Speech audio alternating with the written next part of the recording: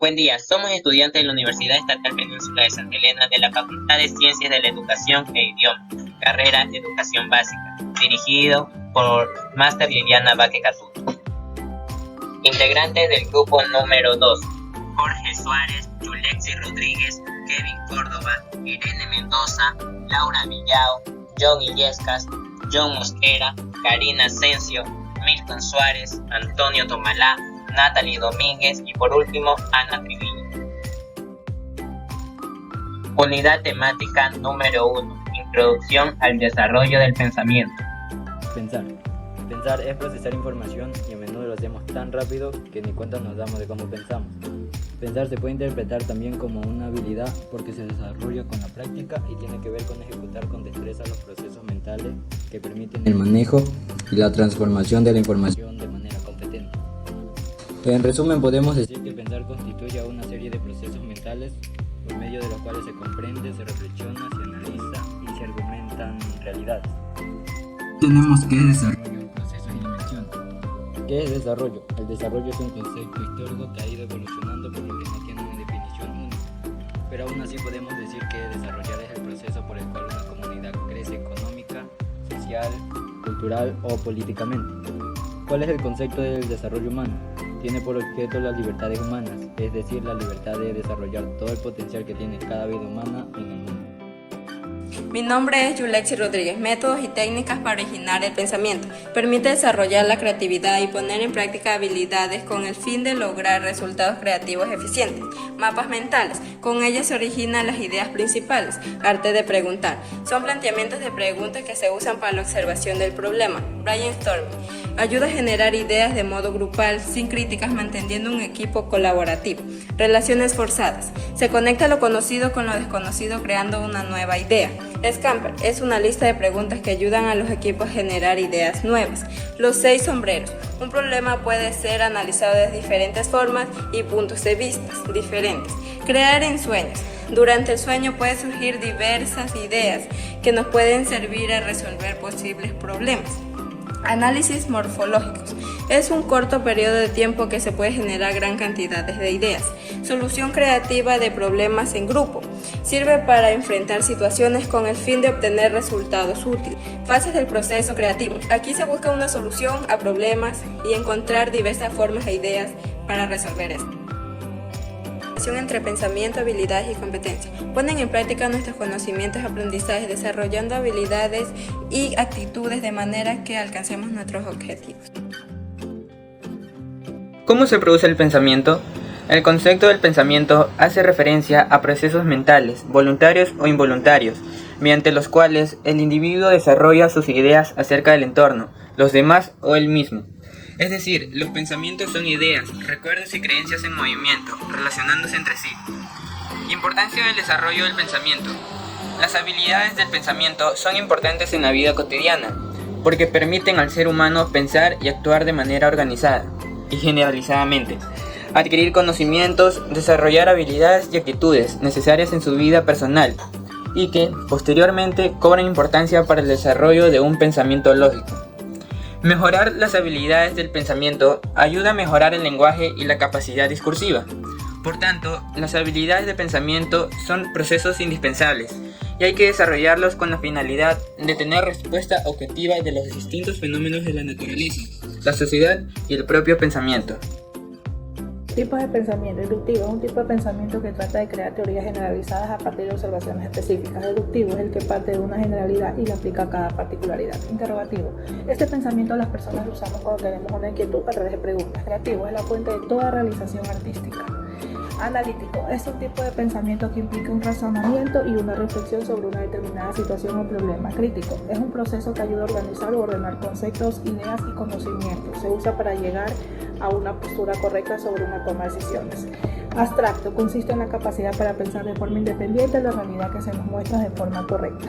Lógico es un tipo de razonamiento en el que se establecen relaciones racionales entre elementos concretos y en el que a partir de premisas se llega a una conclusión. Sistémico, este es un modo de análisis que evalúa todas las partes que se interrelacionan y que a su vez conforman una situación hasta lograr una mayor conciencia. Producto del proceso racional del intelecto. Aquí nos referimos al pensamiento más lógico y formal que el ser humano se puede plantear y estos resultan coherentes con la realidad y su entorno. como producto de las abstracciones de la imaginación. En este caso, el pensamiento supera los límites de la lógica. Este obedece a la construcción de ideas por parte del subconsciente. La inteligencia es la capacidad que tenemos los seres humanos para aprender, razonar, tomar decisiones sabias, entre otros. De acuerdo con la teoría de las inteligencias múltiples, les puedo mencionar los siguientes tipos: inteligencia lingüístico-verbal, lógica matemática, espacial, corporal sinestésica, musical, intrapersonal, interpersonal y naturalista. ¿Sabías que existen muchos mitos sobre el cerebro y el aprendizaje? En la imagen te muestro 10, ahora te explico 4. Usamos el 10% de nuestro cerebro. De acuerdo con estudios de la Universidad Nacional de Córdoba, usamos todo el cerebro todo el tiempo. Los adultos mayores ya no tienen capacidad de aprendizaje. La plasticidad disminuye con los años. Eso no quiere decir que en la vejez ya no se aprenda. Al contrario, aprender nuevas cosas es un muy buen ejercicio para el cerebro. Usamos un hemisferio del cerebro que otro. Estudios han demostrado que usamos los dos hemisferios cerebrales por igual y que ambos trabajan juntos y coordinados.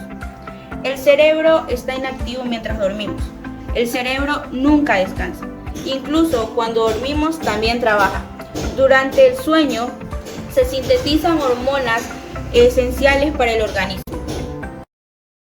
El cerebro, como órgano de inteligencia, son los movimientos voluntarios, el hablar, la inteligencia, la memoria, las emociones y la procesa la información que recibe a través de los sentidos. El cerebro está prácticamente por desarrollar cuando nacemos. El cerebro es como una computadora que controla las funciones del organismo y el sistema nervioso. Es como una red que envía mensajes a distintas partes del cuerpo. Por ejemplo, el cerebro controla lo que piensas y sientes, cómo aprendes y recuerdas en la forma en la que te mueves. También controla muchas funciones en las que apenas te das cuenta, como lo son el latido de tu corazón y la gestión de la comida. ¿Cómo se toman las decisiones? La toma de decisión es un proceso que atraviesa las personas a través de los sentidos. Por ejemplo, tienes que elegir muchas cosas como son el proceso de la toma de decisión. Son los conflictos que representan los diversos ámbitos de la vida, a lo que apenas hay que encontrar la mejor solución posible. Por ejemplo, para tomar una decisión tienes que estar 100% seguro. La información, una aproximación interdisciplinar. ¿Qué es la información? Es un conjunto de datos ordenados que sirven para edificar un mensaje, cuyo fin es minimizar la incertidumbre e incrementar los conocimientos. ¿Cuál es la utilidad de la información? Esta nos posibilita solucionar problemas y a la vez nos ayuda en la toma de decisiones, debido a que su aprovechamiento racional es la base del conocimiento. ¿Cuál es la importancia de la información? Es una gran herramienta que nos sirve y nos proporciona un conocimiento crítico, una teoría y una capacidad para tratar sobre temas y teorías destacadas. Utilidad de la información para la toma de decisiones. Es fundamental porque en la vida cotidiana demanda del conocimiento en determinados tipos de información y dichos datos nos permitirán generar novedades tácticas para obtener resultados más eficientes. Una persona no nace sabiendo, una persona no nace pensando. Es por esto que mientras uno crece va desarrollando todo tipo de habilidades incluyendo el pensamiento. Este puede desarrollarse de manera natural o estimularse por un factor externo como es la educación, la cual emplea todo tipo de estrategias de comprensión y aprendizaje para nuestra estimulación. Un ejemplo serían las lecturas comprensivas, las series numéricas o el poder contar números, siempre y cuando respeten el desarrollo natural. Basado en la teoría de Piaget, que dice que un niño de 0 a 2 años solamente desarrolla sus habilidades sensoriales y motoras mediante la manipulación de objetos y la observación. De 2 a 7 años ya empieza a crearse ideas mentales sobre lo que nos rodea, empieza a hablar y a escribir. De 7 a 11 años ya empieza a pensar ideas concretas y básicas, pero empieza a pensar por su propio criterio. Entonces el pensamiento se produce o se desarrolla. Se desarrolla a medida que uno crece. Temática número 2. Teorías del pensamiento. El pensamiento. El creador de este tipo de aprendizaje basado en el pensamiento es Robert Ward, que es un libro que es de pensar y para poder aprender. Sostiene que es necesario trabajar y ejercitar el pensamiento para lograr que sea un poco más eficaz. Hábito de pensar. El pensamiento eficaz puede ayudarnos a alcanzar altos niveles en nuestro conocer y comprender, así como poder actuar con sensatez. A continuación les comparto 3 hábitos que nos ayudan a nuestra mente. Primero, asegurarse de entender. Pueden preguntar, pedir consejos o ejemplos y al finalizar verificar si se tiene una idea clara de lo aprendido o de lo que hemos hablado. Como segundo tenemos tomar una actitud activa, prepararse para incorporar ideas nuevas al pensar o leer, escribir, hablar o como poder escuchar. Tercero, pensar cómo aplicar lo aprendido, usar conceptos o principios en la práctica es lo más fundamental. Aprendizaje basado en el pensamiento, o TBL, como indican sus siglas en inglés. Esta es una estrategia de enseñanza y aprendizaje que se encarga de ir más allá del conocimiento clásico para poder desarrollar más el conocimiento. El objetivo es que los estudiantes desarrollen una serie de destrezas y habilidades relacionadas con la asimilación del pensamiento activo, la reflexión y la comprensión de este. El ABP está formado por destrezas del pensamiento. Este se encarga de conducir los procedimientos reflexivos específicos y apropiados para ejercicios del pensamiento determinados.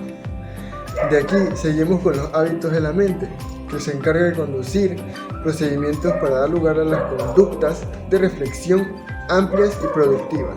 Por último, y no menos importante, la metacognición. Relacionar estas dos basándose en la valoración. Hacemos lo que se pide y cómo llevar a cabo nuestros planes. Aprendizaje. Podemos definir el aprendizaje como un proceso de cambio permanente en el comportamiento y la adquisición de conocimientos o habilidades de una persona generado por la experiencia. Una de las definiciones del aprendizaje puede ser la conducta observable. A esta se le puede incluir el estudio o la práctica. Definir formalmente el aprendizaje no es fácil, porque existen muchos puntos de vista y cada uno enfatiza un aspecto diferente.